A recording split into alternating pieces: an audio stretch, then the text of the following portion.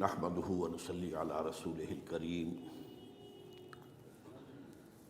اما بعد فقد قال الله تبارك وتعالى كما ورد في سورة الأعراف اعوذ بالله من الشيطان الرجيم بسم الله الرحمن الرحيم وإذ قالت أمة منهم لم تعظون قوما الله مهلكهم أو معذبهم عذابا شديدا قالوا معذرة إلى ربكم ولعلهم يتقون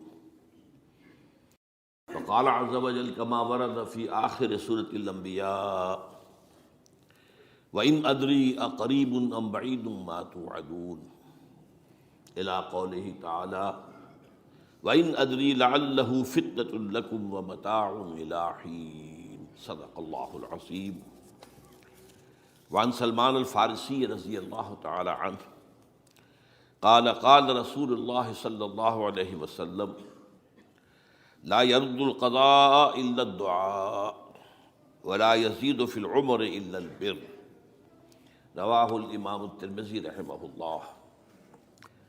رب اشرح لي صدری ويسر لي امری واحلل عقدۃ من لسانی یفقہوا قولی۔ اللهم ربنا الہمنا رشدنا واعذنا من شرور انفسنا اللهم ارنا الحق حقا وارزقنا اتباعه وارنا الباطل باطلا وارزقنا اجتنابه آمین یا رب العالمین۔ حضرات، اگر انسان اس بات پر غور کرے کہ انسانی زندگی کی سب سے یقینی شے کون سی ہے جس میں کسی شک و شبہ کی گنجائش نہیں، زندگی کی سب سے بڑی حقیقت موت ہے جسے ہم بھلائے رکھتے ہیں۔ اگر کسی عزیز کی نماز جنازہ پڑھتے ہیں تب بھی یہ خیال نہیں آتا کہ اس وقت ہم بھی ہو سکتا تھا کہ یہاں پر بجائے ان کے میرا لاشا ہوتا۔ کچھ تھوڑی سی تو ہوتی ہے، قبر میں جب اتارتے ہیں کسی عزیز کو تو کچھ نہ کچھ احساسات کے اندر کچھ حرکت ہوتی ہے، لیکن بس واپس آنے کے بعد پھر آدمی بھول جاتا ہے موت۔ لیکن قرآن مجید نے لفظ یقین استعمال کیا ہے موت کے لیے۔ سورہ حجر کی آخری آیت ہے، حضور سے خطاب کر کے فرمایا وَاعْبُدْ رَبَّكَ حَتَّى يَأْتِيَكَ الْيَقِينُ۔ اے نبی، آپ تو اپنے رب کی بندگی میں لگے رہیے، اس کی اطاعت میں، اس کی فرما برداری میں، یہاں تک کہ موت آ جائے۔ تو سب سے یقینی شے حیات انسانی کی موت ہے۔ اسی طرح اس کائنات کی سب سے یقینی شے قیامت ہے۔ کچھ عرصے پہلے تک جب سائنس آئی تھی، خاص طور پر نیوٹن کا دور تھا، آپ کو یاد ہوگا بہت سو کو جو اصول تھے، میٹر از انڈسٹرکٹیبل، میٹر ڈسٹرائے نہیں ہو سکتا۔ عام گمان یہ تھا کہ کائنات ہمیشہ سے ہے، ہمیشہ رہے گی۔ یہ اس دور کا یہ تھا جو ذہنوں میں تصور تھا، جس کو نیوٹونین ایرا آف فزکس کہا جاتا ہے، فزکس کا نیوٹن کا دور۔ اور ویسے وہ بابا آدم ہے، ماڈرن فزکس کا باپ جو ہے وہ اس میں کوئی شک نہیں، نیوٹن ہے۔ ڈاکٹر مائیکل ہارٹ کی کتاب کا کئی دفعہ تذکرہ میں نے کیا آپ سے کہ تاریخ انسانی کے 100 اشخاص چن لیے جنہوں نے تاریخ کے دھارے کو رخ موڑا، اور ان 100 میں پھر گریڈیشن قائم کی، a selection and gradation of the 100 most influential personalities of human history. Number 1 پر حضور کو لایا، نمبر 2 پر نیوٹن کو لایا۔ یہ ساری جو آپ دیکھ رہے ہیں سائنس کی ترقیاں اور اس کے اکتشافات، انکشافات، ایجادات، یہ سب جو ہے اس کا بابا آدم نیوٹن ہے۔ لیکن نیوٹونین فزکس کے اندر بہت سی خامیاں تھیں جو بعد میں واضح ہوئی ہیں، اور آج کا دور آئنسٹائن ایرا کہلاتا ہے یہ۔ تو اس وقت یہ تھا کہ میٹر انڈسٹرکٹیبل ہے، اب کہتے ہیں نہیں، میٹر تو ڈسٹرائے ہو سکتا ہے، it can change into energy at any time. اور آج تصور یہ ہے کہ اس کائنات کا آغاز بھی ایک خاص وقت پر تھا، بگ بینگ، جس کا ذکر کئی دفعہ میں کر چکا ہوں، اور ایک وقت میں یہ کائنات پھر ختم ہو جائے گی۔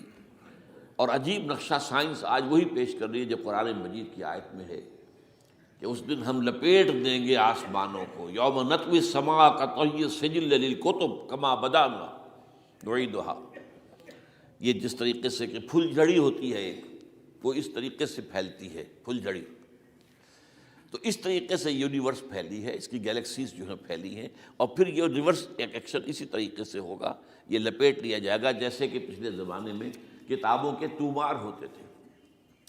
کتابیں اس طرح کی نہیں ہوتی تھی مجلد جو آپ دیکھتے ہیں، بلکہ یہ کہ ایک کاغذ ہو گیا پورا لکھ لیا، اب یہاں پر کچھ گوند لگایا، دوسرا کاغذ لگا دیا، اس کو طے کر لیا، اب اس کے بعد تیسرا کاغذ یہاں لگا دیا، یہ طے کرتے چلے آ رہے ہیں۔ اس کو اسکرولز کہتے تھے، دی ڈیڈ سی اسکرولز بہت مشہور ہوئے ہیں کہ یہ جو بحیرہ مردار ہے اس کے قریب کی کچھ غاروں میں سے انجیل کے بہت پرانے مینuscripts جو برآمد ہوئے تھے، تو ان کو ڈیڈ سی اسکرولز کہتے ہیں۔ تو یہی ہے۔ بہرحال میں نے عرض کیا کہ انسان کی انفرادی زندگی کی سب سے بڑی حقیقت موت، اس کائنات کی سب سے بڑی حقیقت قیامت۔ قیامت سے پہلے کے بارے میں ایک حقیقت ہے جس پر کہ ہر مسلمان کو یقین رکھنا چاہیے، اور وہ یہ ہے کہ اس قیامت سے پہلے پوری دنیا میں حق کا بول بالا ہوگا۔ اچھا، یہ وہ بات ہے جو دنیا کے اکثر مذاہب میں ہے، اکثر مذاہب میں، اور خاص طور پر جو تین یہ مذاہب ہیں جنہیں ابراہیمی مذاہب کہا جاتا ہے، یہودیت، عیسائیت اور اسلام، میں جو صراحت کے ساتھ ہے۔ یہود کے ہاں بھی عقیدہ موجود ہے، عیسائیوں کے ہاں بھی ہے، مسلمانوں کے ہاں بھی ہے، کہ اس سے پہلے، اس کائنات کے ختم ہونے سے پہلے، اس زمین کی قیامت آنے سے پہلے اس پر اللہ کا دین غالب ہوگا، کنگڈم آف ہیون آن ارتھ۔ اور یہی بات حضرت مسیح نے کہی تھی اپنے اس وقت کے جن یہودیوں سے مخاطب تھے، ریپینٹ، توبہ کر لو، for the kingdom of heaven is at hand. اب جو وہ ہے آسمانی بادشاہت آیا چاہتی ہے، وہ آسمانی بادشاہت تھی حضور کا ظہور صلی اللہ علیہ وسلم، جس سے کہ وہ آسمانی بادشاہت قائم ہوئی اور پھر پھیلی کتنے بڑے علاقے میں، لیکن بہرحال پوری دنیا میں نہیں پھیل سکی، وہ کچھ کے اسباب کیا تھے وہ اس وقت میرا موضوع نہیں ہے، لیکن پھیلنا ہے اس کو۔ اس سے قبل کیا ہونا ہے، یہ جو تیسری بات میں نے کہی ہے، اس پر آپ کو یقین ہونا چاہیے، اس لیے کہ احادیث صحیح آ گئی، قرآن مجید کا سورہ کبریٰ دلالت کرتا ہے اس پر کہ حضور کو بھیجا گیا غلبہ دین کے لیے، اور بھیجا گیا پوری نوع انسانی کے لیے، تو جب تک پوری نوع انسانی پر دین غالب نہ ہو، حضور کا مقصد بعثت ابھی مکمل نہیں ہے۔ اسی کو اقبال نے کہا تھا، وقت فرصت ہے کہاں، کام ابھی باقی ہے، نور توحید کا اتمام ابھی باقی ہے۔ یہ چمن معمور ہوگا نغمہ توحید سے، ایک وقت آئے گا کہ پورا یہ قرہ جو ہے نغمہ توحید کے ساتھ اس کا جو ہے گونج جائے گا، لیکن یہ کہ ابھی تو نہیں ہوا ہے، نہ ہونا ہے۔ اس سے پہلے کا معاملہ ایک ہے کہ جس کی خبریں دی گئی ہیں، اور وہ ہے کہ قیامت میں اس نظام دین حق کے غالب ہونے سے پہلے بڑی خوفناک جنگوں کا ایک سلسلہ ہے جس کی خبریں دی گئی ہیں۔ یہ یہود کے ہاں بھی ہیں خبریں موجود، عیسائیوں کے ہاں بھی ہیں، جو بائبل کا آخری باب ہے، ریولیشنز آف سینٹ جان، وہ کاشفات یوحنا ترجمہ کیا جاتا ہے، اور حضور کی احادیث میں بھی موجود ہے۔ ملاحم، باب الملاحم، یہ بہت سی کتابوں کے اندر باقاعدہ ابواب ہیں، ایک باب، باب الملاحم، جنگوں کا باب۔ ان میں سے ایک جنگ وہ ہے جسے کہا ہے اس یوحنا کی مکاشفات میں آرمگدان، اور غالباً اسی کو حضور نے قرار دیا ہے الملحمۃ العظمیٰ، عظیم ترین جنگ، الملحمۃ الکبریٰ۔ تو یہ بھی یقینی چیزیں ہیں کہ جو ہونے والی ہیں۔ یہ ملاحم کیوں ہوں گے؟ اب اس میں اچھی طرح سمجھ لیجئے کہ اس میں ایک تو ہے عذاب اکبر جو آئے گا یہودیوں پر، ایک ہے عذاب اصغر جو آئے گا مسلمانوں پر۔ میں نے یہ آج سے 20 سال پہلے کتاب لکھی تھی، وہ جو مختلف، پہلے تو وہ نوائے وقت کے اندر کالم کی شکل میں شائع ہوئی تھی، پھر یہ کہ موجودہ اور سابقہ مسلمان امتوں کا ماضی، حال اور مستقبل، غالباً اس وقت آؤٹ آف پرنٹ ہے وہ کتاب۔ بہرحال جن کو بھی دلچسپی ہو وہ اسے کہیں سے حاصل کر لیں، لائبریری سے، مکتبے سے مل جائے گی اور پڑھے اس کو۔ یہ 20-22 سال پہلے کی بات ہے، کوئی آج کی بات نہیں۔ تو اس میں ان تمام چیزوں کا میں نے تذکرہ کیا ہے اس لیے کہ عذاب اکبر اس کو کہتے ہیں کہ کسی قوم کا نام و نشان مٹا دیا جائے۔ یہ عذاب اکبر آتا تھا صرف ان قوموں پر جن کے طرف رسول بھیجے گئے اور قوموں نے بحیثیت مجموعی رسولوں کا انکار کیا، ان پر وہ عذاب آئے۔ اسے عذاب استیصال بھی کہتے ہیں۔ فَقُطِعَ دَابِرُ الْقَوْمِ الَّذِينَ ظَلَمُوا، ان کی جڑ کاٹ دی گئی۔ ایک جڑ کاٹنا ہوتا ہے، ایک درخت کو کاٹنا ہوتا ہے، درخت تو کٹے گا تو پھر دوبارہ جڑ میں سے شاید وہ نکل آئے، لیکن نہیں، جڑ سے اکھیڑ۔ لَا يُرَىٰ إِلَّا مَسَاكِنُهُمْ، یہ عذاب جو ہے اب کسی قوم پر نہیں آ سکتا، اس لیے کہ اب کوئی رسول تو آئے گا ہی نہیں، لیکن ایک قوم پر یہ تاریخ کے قرضے کی حیثیت سے موجود ہے، اور وہ قوم یہود ہے۔ ان کی طرف رسول بھیجے گئے حضرت عیسیٰ ابن مریم، رسولا الی بنی اسرائیل، اور انہوں نے یہ بات تو بہت دور کی تھی کہ مانتے انہیں اور ان پر ایمان لاتے، الٹا جو کچھ کیا ہے آپ کو معلوم ہے۔ انہیں ولد الزنا قرار دیا، جادوگر قرار دیا، واجب القتل قرار دیا، اور اپنے بس پڑتے سولی پر چڑھوا کر دم لیا۔ حالانکہ بار ہوا یہ نہیں ہے، اللہ نے انہیں اس سے پہلے ہی زندہ اٹھا لیا آسمان پر، دوبارہ وہ آئیں گے۔ بہرحال لیکن اس قوم کے اوپر وہ عذاب جو ہے وہ قرض ہے تاریخ کا، وہ قرض ادا ہوگا۔ حضرت مسیح علیہ السلام ہی آئیں گے دوبارہ، اور ان کے ہاتھوں اس امت کا خاتمہ ہوگا، ایک ایک فرد ختم ہو جائے گا۔ یہ جب میں نے یہ باتیں کہی تھی تو امریکہ میں یہودیوں نے بڑا شور مچایا، میرے خلاف جو ہے ان کی ایک مہم نکلی یہودیوں کی طرف سے کہ اس کی کتابیں وغیرہ، اس کے ویب سائٹ بند کرو، یہ جو ہے اینٹی سیمیٹک ہے، یہ کہتا ہے سب یہودی قتل ہو جائیں گے۔ یہاں پر بھی جو میرے ساتھ ایک ڈائیلاگ کرنے کے لیے کوئی 12-13 پروفیسر آئے تھے امریکہ وغیرہ سے، ان میں سے جو یہودی تھا تو اس نے بہت ناراضگی کا اظہار کیا، آپ کہتے ہیں سارے یہودی ختم کر دیے جائیں گے، یہ بات ظاہر بات ہے پیلیٹیبل نہیں ہے۔ لیکن پھر ہمارے ساتھی جو وہاں پر تھے امریکہ میں پریشان ہوئے کہ آپ کے خلاف یہاں پر اب یہ مہم شروع ہو گئی ہے، تو میں نے بتایا کہ یہ تو جو زائنسٹ ہے، جوش زائنسٹ، اور اس کے ساتھ ہے کرسچن زائنسٹ۔ کرسچن زائنسٹ کا رسالہ نکلتا ہے ٹرمپٹ، دی فلاڈلفیا ٹرمپٹ، اس کے مدیر نے خود لکھا ہے کہ 80% یہودی قتل ہو جائیں گے۔ اس کو میں نے یوں سمجھا ہے کہ 20% وہ ہوں گے کہ جو حضرت مسیح کی آمد ثانی پر ایمان لے آئیں گے، وہ بچ جائیں گے، لیکن باقی جو اڑے رہیں گے اس کے بعد بھی تو وہ ختم کیے جائیں گے۔ تو یہ عذاب الاکبر جو ہے تاریخ کا ایک قرض ہے کہ جو ادا ہوگا، ورنہ کسی اور قوم پر یہ عذاب اکبر اب نہیں آ سکتا۔ لیکن دوسرے درجے میں یہ عذاب ہوگا امت مسلمہ پر۔ امت مسلمہ بھی تو عذاب کی مستحق ہو گئی ہے۔